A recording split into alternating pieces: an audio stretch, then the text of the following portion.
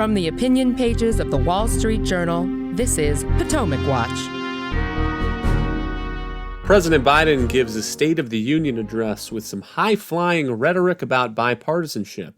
But where was his actual bipartisan agenda? Welcome, I'm Kyle Peterson with the Wall Street Journal. We are joined today by my colleagues, columnist Kim Strassel and editorial board member Kate Batchelder Odell.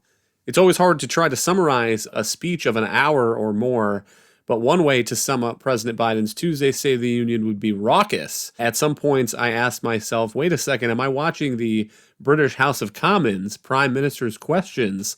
The way there was some back and forth between Biden and cheers and boos in the audience. And perhaps the most prominent moment was when Biden said that some Republicans want to get rid of Social Security. Listen to this. Instead of making the wealthy pay their fair share, some Republicans want Medicare and Social Security to sunset. I'm not saying it's a majority. Let me give you, anybody who doubts it, contact my office. I'll give you a copy of the proposal.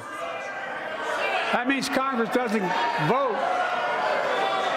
Well, I'm glad to see you. And I tell you, I enjoy conversion. You know, it means if Congress doesn't keep the programs the way they are, they'd go away. Other Republicans say, I'm not saying it's a majority of you. I don't even think it's even a significant, but it's being proposed by individuals. I'm not politely not naming them, but it's being proposed by some of you. Kim, what do you make of this? The contrasts that come to my mind are President Biden's State of the Union addresses. During one of them, Congressman Joe Wilson of South Carolina yelled out, "You lie." In another, there was Supreme Court Justice Samuel Alito caught on camera shaking his head, and these were treated as crises of national decorum. Well, look, everything has managed to fall apart in Washington, and we keep lowering the bar on everything. So I think this was a bit unfortunate to watch.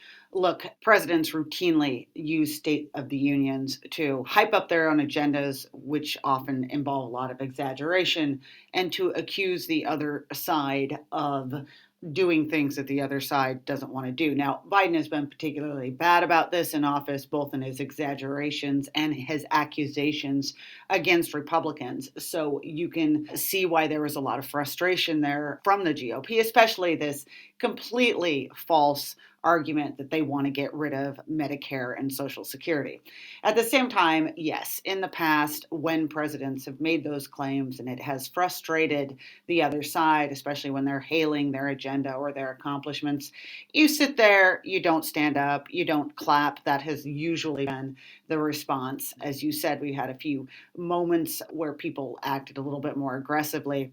And the thing that I think is unfortunate about this is that it's now become the conversation rather than what was, in fact, in my mind, a pretty uninspiring speech by Biden, and a speech from a president who has a lot of approval ratings and problems and doesn't have much of an agenda that he can get across the line, or is willing to work with Republicans to get across the line on the other side. I think that you saw even Speaker Kevin McCarthy wish this had not rolled that way. Several times he seemed to be shushing people from up on where he was sitting. And so this is going to be remembered, but I think there was a lot more about the speech itself that is worth focusing on. I agree that Kim is right here. There is no chance that anybody, I think, in the Republican Party would stand up and say, I want to sunset Social Security and Medicare. What Biden seems to be referring to here is a proposal that was put out by Senator Rick Scott of Florida last year. It's his 12-point plan to rescue America, and there were a couple of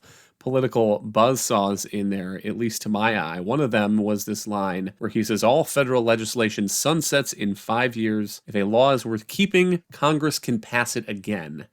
And Senator Scott today is standing by that, but he's saying that just because he wants the rules to be set up so that programs need to be reauthorized every 5 years does not mean that he wants to sunset Social Security or Medicare. Rick Scott says, does he think I also intend to get rid of the U.S. Navy or the Border Patrol or air traffic control maybe? This is the fake gotcha BS that people hate about Washington. I've never advocated cutting Social Security or Medicare and never would. But Kate, it was interesting then to see after that Republican reaction, Biden tried to find a moment of unanimity where he said, therefore, we all agree that Social Security is off the books. And meanwhile, to my eye, it looks like Republicans are running away from any changes to Social Security that could be attacked as cuts, even if they're things like raising the retirement age by 2075 or something like that. And yet I keep looking at these Medicare Social Security trustees reports and the deadline 2034 on the retirement side where the trust fund is going to run dry. Yeah, Kyle. I mean, this was just the worst kind of bad faith criticism, even by the low standards of Washington. And it was especially disappointing because, to your point, there's are certain realities here that are not going to change. I mean, I wish some Republican would say, entitlement spending is 2/3 of the budget and it goes on autopilot with no political accountability. Is that a system that's consistent with the US system? Should we allow this spending to go on autopilot with no check every few years? I think that's a fair question to ask voters. We also have, to your point, Social Security is basically, I think, within a decade of having solvency problems. We have the debt is now 120% of GDP or cruising that way. And we have net interest on it that as a share of the economy is soon going to be more than what we spend on our national defense. This is an enormous fiscal problem. And Biden basically suggested that he was just going to kick it to somebody else's watch. He perpetuated the fiction that Social Security is, he says, you pay into it so that there's money for you there, giving the Americans the impression that there's some money for them in an account when they retire, when that's simply not how it works. It was really disappointing to see that we're, I guess, going to have to continue to wait for any sort of breakthrough on entitlement spending, probably have to wait to a crisis. And that's just really unfortunate. Meanwhile, President Biden taking credit for the low unemployment rate. He said he created 12 million new jobs in 2 years, more than any president had created in 4 years. He also said his administration has cut the deficit by more than $1.7 trillion, the largest deficit reduction in American history. And Kim, I think there might be some fact checkers who want to come along and add some context to those numbers, which is that President Biden took office in the middle of the COVID crash, a global pandemic. And so that makes the numbers, I think, not comparable when the economy recovers in the way that we've seen over the past 2 years.